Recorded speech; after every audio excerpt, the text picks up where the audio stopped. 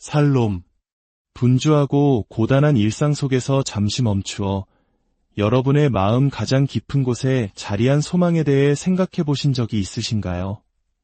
오늘 우리는 그 소망과 꿈이라는 주제를 통해 우리를 향한 하나님의 놀라운 계획과 사랑을 함께 나누고자 합니다. 이 이야기가 여러분의 마음에 깊은 울림과 위로를 전하길 소망합니다.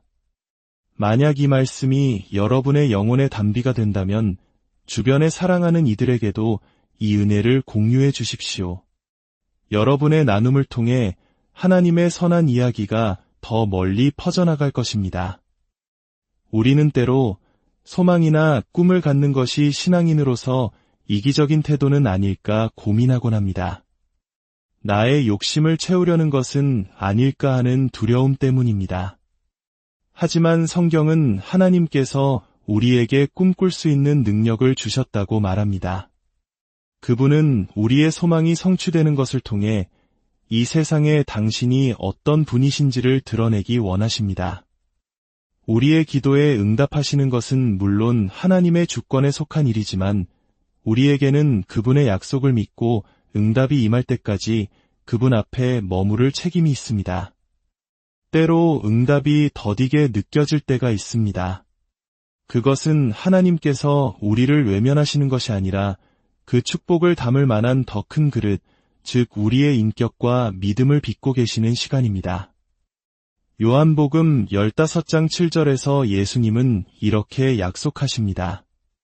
너희가 내 안에 거하고 내 말이 너희 안에 거하면 무엇이든지 원하는 대로 구하라 그리하면 이루리라. 여기서 내 안에 거한다는 것은 그분의 임재를 느끼며 살아가는 것을 의미하며 내 말이 너희 안에 거한다는 것은 그분의 말씀을 우리 삶의 중심으로 삼는 것을 뜻합니다. 이 관계 안에서 우리의 소망은 더 이상 이기적인 욕심이 아니라 하나님과의 깊은 교제 속에서 태어나는 거룩한 열매가 됩니다. 하나님은 바로 그 열매를 통해 당신의 선하심과 신실하심을 세상에 나타내기를 간절히 원하십니다. 잠언 13장 12절은 말합니다. 소망이 더디 이루어지면 그것이 마음을 상하게 하거니와 소원이 이루어지는 것은 곧 생명나무니라. 그렇습니다. 우리의 꿈이 성취되는 것은 생명나무와 같습니다. 그것은 우리에게 영원한 목적과 기쁨을 깨닫게 하는 통로입니다.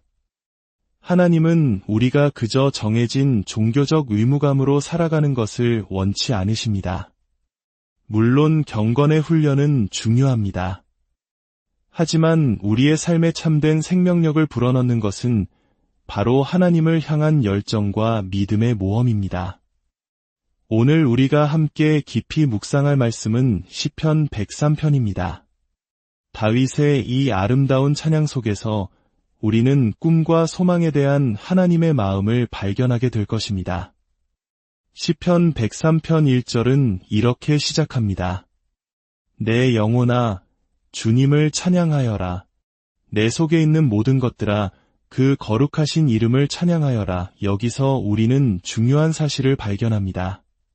다윗은 자신의 영혼, 즉 감정과 의지와 생각에게 주님을 찬양하라고 명령하고 있습니다. 마음이 내키지 않아 또는 그럴 기분이 아니야라는 감정의 소리에 휘둘리지 않았습니다. 우리의 신앙은 감정에 기반한 것이 아니라 진리이신 말씀을 믿는 믿음에 기반해야 합니다. 우리는 믿는 자이지 느끼는 자가 아닙니다. 다윗은 계속해서 노래합니다. 내 영혼아, 주님을 찬양하며 그 모든 은택을 잊지 말아라. 그분은 너의 모든 죄악을 용서하시며 너의 모든 질병을 고치신다. 한 설교자는 이 구절을 읽으며 먼저 세상을 떠난 아내와 함께했던 애틋한 기억을 나눕니다. 투병 중이던 아내와 함께 매일 침대 가장자리에 앉아 이 말씀을 붙들고 선포했다고 합니다.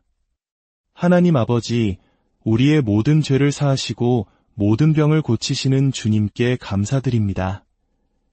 어떤 이들은 물을지도 모릅니다. 하지만 결국 당신의 아내는 세상을 떠나지 않았습니까? 그렇습니다. 하지만 우리의 경험이 하나님의 신실하심이나 그분의 말씀을 바꾸지는 못합니다. 우리는 우리의 경험 수준으로 하나님의 말씀을 끌어내리는 것이 아니라 하나님의 말씀이 약속하는 수준으로 우리의 삶을 끌어올리기 위해 부름받은 사람들입니다. 그 어떤 상황 속에서도 그분의 선하심과 약속은 변치 않음을 기억해야 합니다. 다윗의 찬양은 계속됩니다. 너의 생명을 파멸해서 구원하시고 인자와 긍휼로 관을 씌우시며 그리고 마침내 오늘 이야기의 핵심인 5절에 이릅니다. 좋은 것으로 너의 소원을 만족하게 하사 너의 젊음을 독수리같이 새롭게 하시는도다. 많은 번역본에서는 잎을 만족시키신다고 되어 있지만 원어의 깊은 뜻을 살펴보면 우리의 삶 혹은 소망 그 자체를 좋은 것으로 채우신다는 의미에 더 가깝습니다. 하나님은 단순히 좋은 음식을 주시는 것을 넘어 우리의 인생을 선한 것들로 채워주십니다. 그리고 그 결과 우리의 젊음이, 우리의 힘이 독수리처럼 새로워진다고 약속하십니다.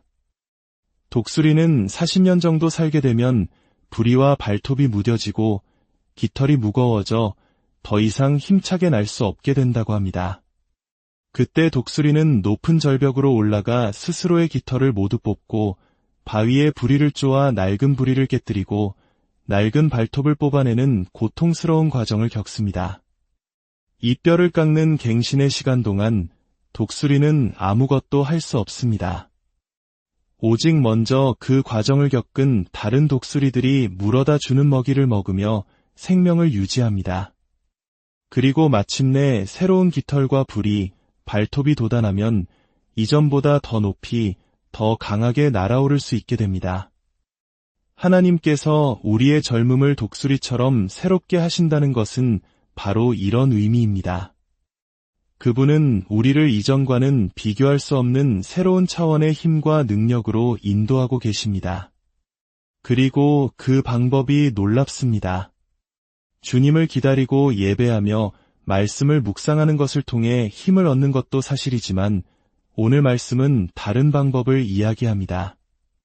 바로 우리의 삶에 좋은 것들을 채워주심으로써 우리를 새롭게 하신다는 것입니다. 이것을 단순히 물질적인 축복으로만 축소해서는 안 됩니다.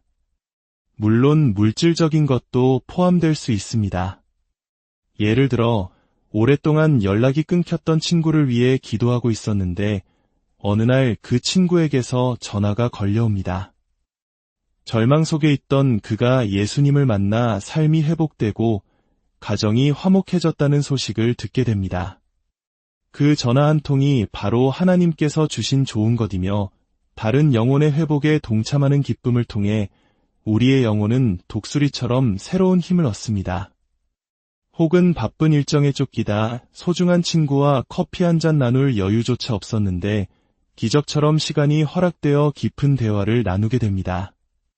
그 한 시간의 만남이 바로 하나님께서 주신 좋은 것이며 관계의 회복을 통해 우리의 마음은 다시 날아오를 힘을 얻습니다. 어쩌면 누구에게도 말하지 않았던 마음속 깊은 곳에 작은 소원이 있었을지도 모릅니다. 예를 들어 어떤 사람은 오랫동안 몽블랑 만년필을 갖고 싶다는 소박한 꿈을 품고 있었습니다. 그런데 어느 날 전혀 예상치 못한 사람이 다가와 왠지 당신 생각이 나서 준비했어요 라며 바로 그 펜을 선물합니다. 그 펜은 단순한 필기구가 아닙니다. 그것은 우리의 마음속 가장 깊은 곳, 누구에게도 말하지 않은 작은 소원까지도 귀 기울이시는 아버지 하나님의 사랑의 증표입니다.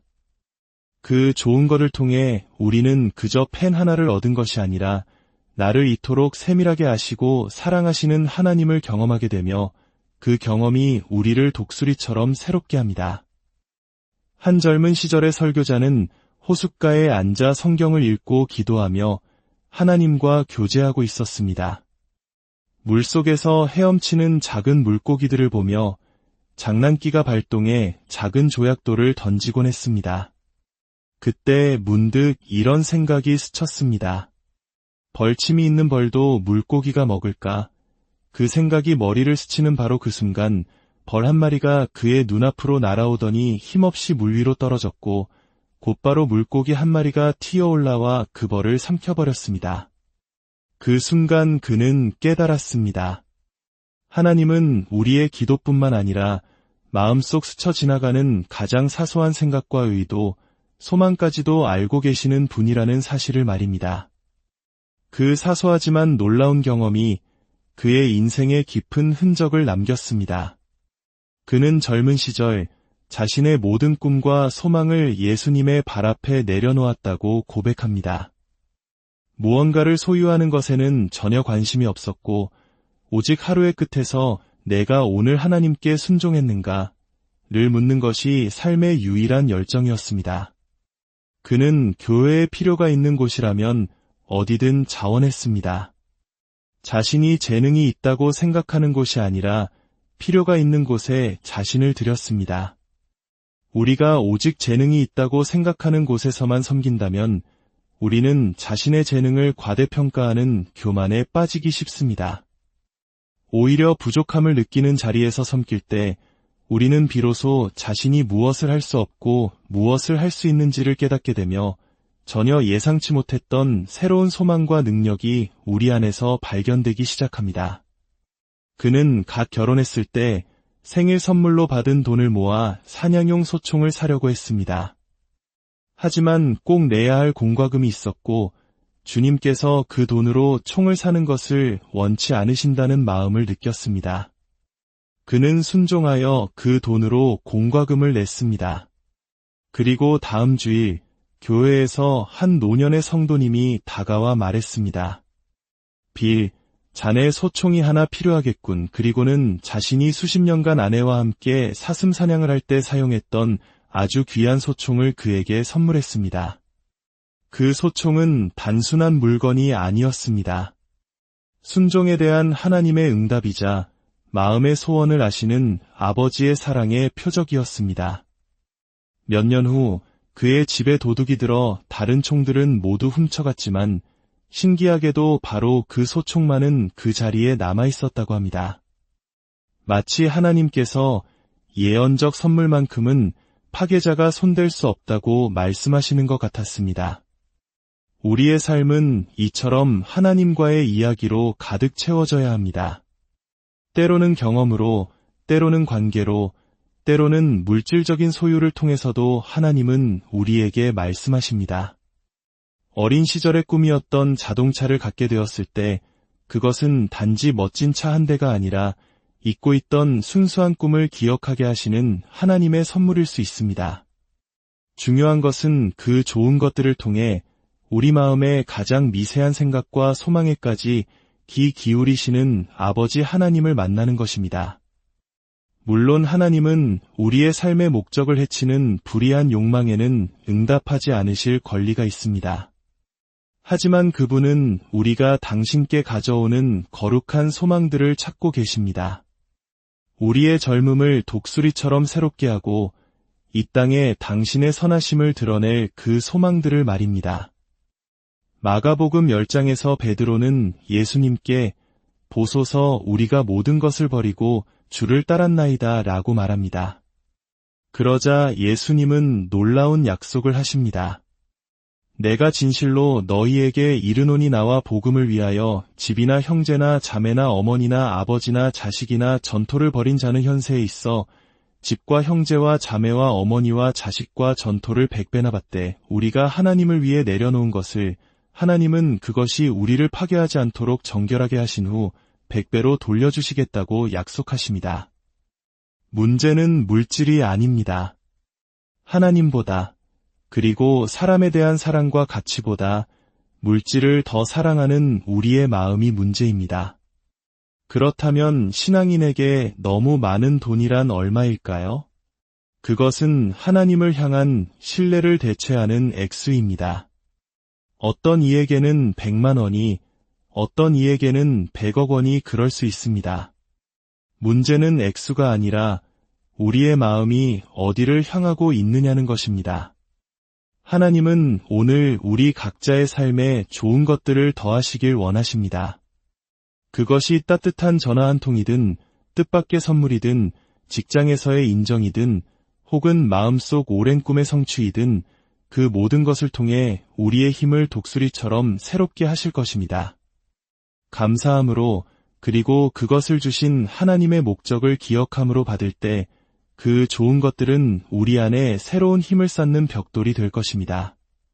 저는 앞으로 나이가 들어감에도 불구하고 20대, 30대의 젊은이들을 능가하는 에너지와 통찰력, 기름 부음을 가진 믿음의 선배들이 더 많이 일어날 것을 믿습니다.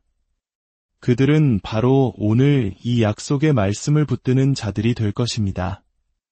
이제 함께 기도하기 원합니다. 여러분의 자리에 편안히 서시거나 앉으셔서 마음을 열고 기도에 동참해 주십시오. 사랑과 은혜가 풍성하신 하나님 아버지, 오늘 우리에게 꿈꾸는 능력을 회복시켜 주시니 감사합니다. 우리의 소망이 이기적인 욕심이 아니라 주님과의 깊은 관계 속에서 태어나는 거룩한 열매가 되게 하여 주시옵소서. 세상의 가치관에 물들어 생존에만 급급했던 우리의 시야를 열어주시고 하나님께서 주시는 참된 생명을 누리며 살아가게 하옵소서. 우리 주변에 아파하는 이웃들의 필요를 채우고 이 땅에 하나님의 나라를 이루어가는 거룩한 꿈을 꾸게 하소서. 주님, 우리의 삶에 좋은 것들을 채워주시는 신실하심을 신뢰합니다. 크고 작은 모든 선물들 속에서 우리를 향한 아버지의 세밀한 사랑을 발견하게 하시고 감사함으로 받게 하소서. 그리하여 우리의 영혼이 날마다 독수리처럼 새로워져 주님 주신 힘으로 더 높이, 더 멀리 날아오르게 하여 주시옵소서. 이 모든 말씀, 우리를 구원하신 예수 그리스도의 이름으로 기도드립니다. 아멘. 여러분의 삶에 하나님의 선하심과 축복이 가득하기를, 그리고 그분 안에서 새로운 꿈들이 피어나기를